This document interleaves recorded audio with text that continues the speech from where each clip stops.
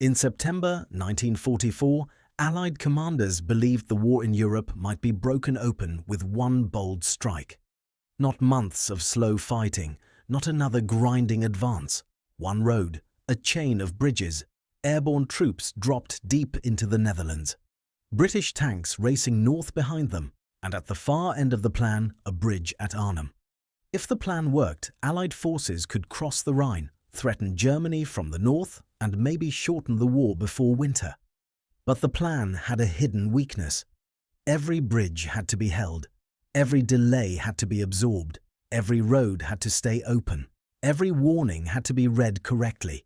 And Arnhem had to wait long enough for help to arrive. It was not just the farthest bridge. It was the place where every promise in the plan came due.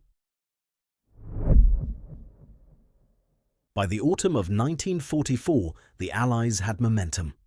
After Normandy, German forces had been pushed back across France. Cities were falling, roads were opening.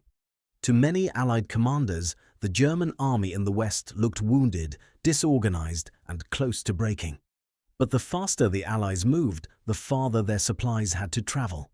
Fuel, ammunition, food, trucks, spare parts, all of it had to move forward. A crossroads never meant to feed armies this large. Antwerp had been captured, but it was not yet the working port the Allies needed. The supply problem had followed the advance, so the temptation was obvious. Do not pause. Do not let the Germans recover. Choose one decisive route. Strike hard. Cross the rivers. Reach Germany. The idea was not irrational. It was dangerous because it asked speed to solve almost every other problem. Speed would carry the tanks. Speed would reach the bridges. Speed would rescue the airborne troops. Speed would keep the Germans off balance. The plan began to depend on one thing war rarely gives for long: perfect timing. The plan became Operation Market Garden. It was really two operations tied together. Market was the airborne side. Garden was the ground advance. The airborne troops would land ahead of the front line and seize bridges through the Netherlands. The ground force, led by British 30 Corps, would break out from the south and drive north to reach them. On paper, the logic was clean. The paratroopers and glider troops would secure the doors. The tanks and infantry would race through them. The route would run through a chain of crossings toward Eindhoven, Grave, Nijmegen, and finally Arnhem. Each bridge opened the way to the next one. Arnhem was the last. That is what made the plan so seductive.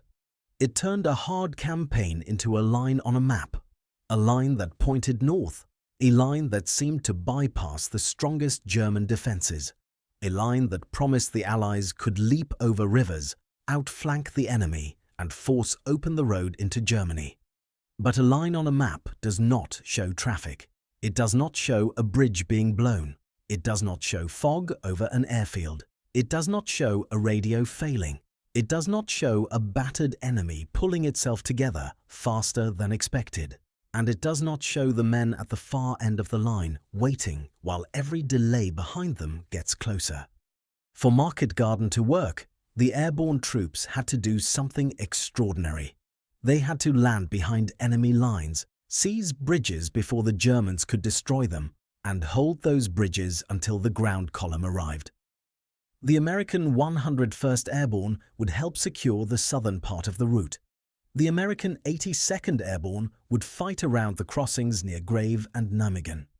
The British 1st Airborne, later supported by Polish airborne forces, had the farthest and most dangerous objective: Arnhem. At Arnhem, the bridge crossed the lower Rhine. Beyond it was the breakthrough Allied commanders wanted.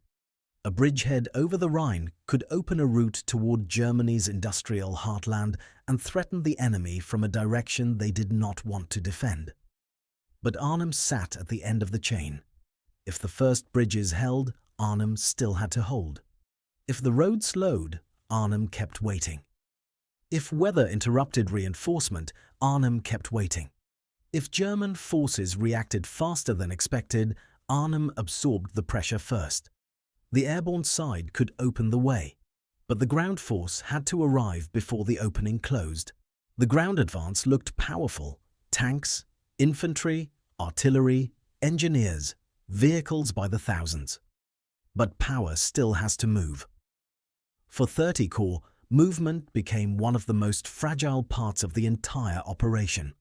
The advance depended heavily on one main route running north through the Netherlands. There were places where another road could help, but not a full second highway for the whole advance. So Market Garden was not only a battle problem, it was a traffic problem under fire. Roughly 20,000 vehicles had to move through a constrained corridor. Tanks had to get forward, engineers had to reach broken bridges, infantry had to follow, fuel trucks had to keep moving. Command vehicles, repair crews, medical units, artillery, bridging equipment, all of it had to fit into the same narrow bloodstream. When the column moved, Arnhem had a chance. When it stopped, Arnhem lost time. And time was the one thing the airborne troops could not manufacture. The plan needed the bridges intact. But bridges are exactly what retreating armies try to destroy. The plan needed engineers ready, but engineers need road space too. The plan needed traffic discipline, but the enemy was firing into the corridor. The operation was built like a chain. The ground advance behaved like a funnel. Everything had to pass through it, and every minute spent in the south arrived later as danger in the north. The German threat was not invisible. It was also not as simple as the famous version sometimes makes it sound. The British airborne did not land on top of two full-strength panzer divisions waiting in perfect order at Arnhem. The German forces in the area were battered, reorganizing, and complicated. Some armoured formations connected to the 9th and 10th SS Panzer divisions were in or near the wider Arnhem-Nijmegen area. But they were not the clean, simple image of two fresh divisions sitting in ambush. The danger came from something harder to measure. A damaged enemy still had enough strength to react. Warnings were received. Reports suggested German armoured elements and other forces were present or moving through the region.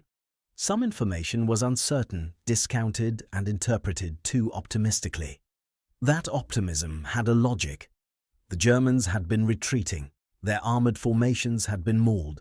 Many units were refitting, under strength, improvised, or scattered.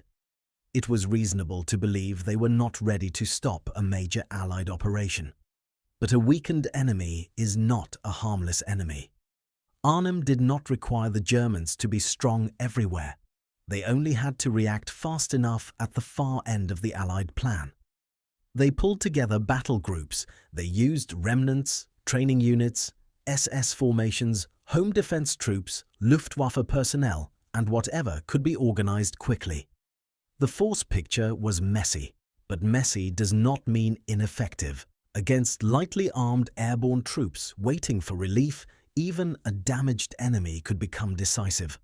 The danger was not hidden, it was judged too lightly. At Arnhem, the British 1st Airborne landed miles from the bridge. Airborne troops are built for shock.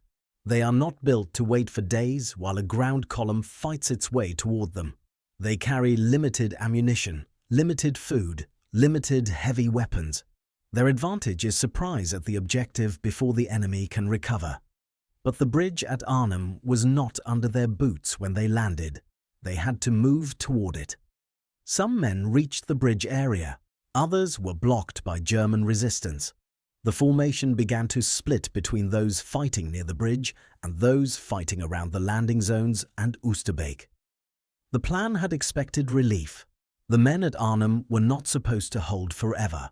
They were supposed to hold until 30 Corps arrived.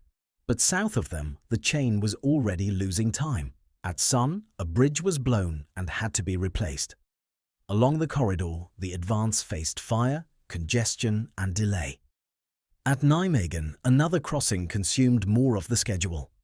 Weather interfered with later drops and support. Communication problems complicated the fight. No single delay explains what happened. Together, they took away the thing Arnhem needed most: time. At Arnhem, the situation tightened. German pressure increased. Supplies became harder to deliver. The ground column was still not there. The men holding the bridge and the perimeter were no longer waiting for a plan to succeed. They were waiting to see whether the plan could still reach them at all. This is where the phrase "too far" begins to change. It is no longer just geography. It is the distance between the plan and the road, between the road and the bridge, between the timetable and the weather, between what the intelligence suggested and what the Germans could still do, between men waiting at Arnhem and help fighting toward them too slowly. Market Garden did not fail because of one broken link.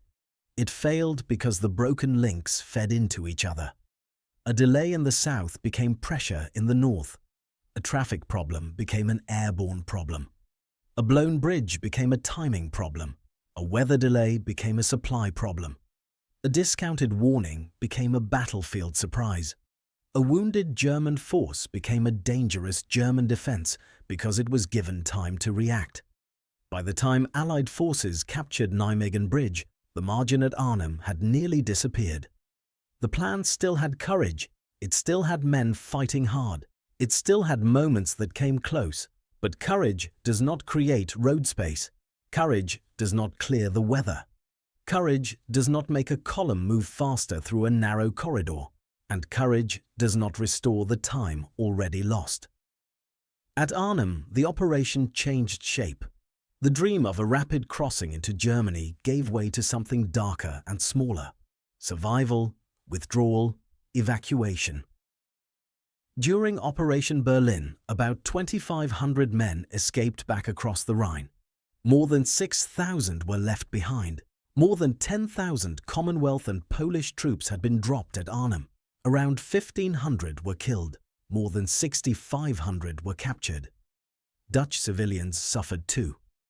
The battle tore through the area around Arnhem, and after the fighting, many civilians were forced from their homes. These numbers are not the hook of the story. They are the cost of a plan that ran out of margin. Operation Market Garden did not fail because bold plans are always foolish. Sometimes boldness is necessary. Sometimes waiting is dangerous. Sometimes a narrow window really is the only chance to change the war. That is what made Market Garden tempting. The wrong move was not ambition alone. It was the confidence that ambition could overcome every dependency at once. The bridges had to hold. The road had to stay open. The vehicles had to move. The weather had to cooperate. The radios had to work. The intelligence had to be interpreted correctly. The Germans had to stay disorganized long enough, and Arnhem had to wait. One by one, the plan spent its margin. By the time the fighting reached the far end of the chain, there was almost none left. Arnhem became the bridge too far, not because one bridge alone caused the failure. It became the bridge too far because everything before it had already gone too far. The plan to end the war early had asked too much of roads, rivers, weather, machines, and men. And when reality finally caught up, it caught up at Arnhem. That was the wrong move.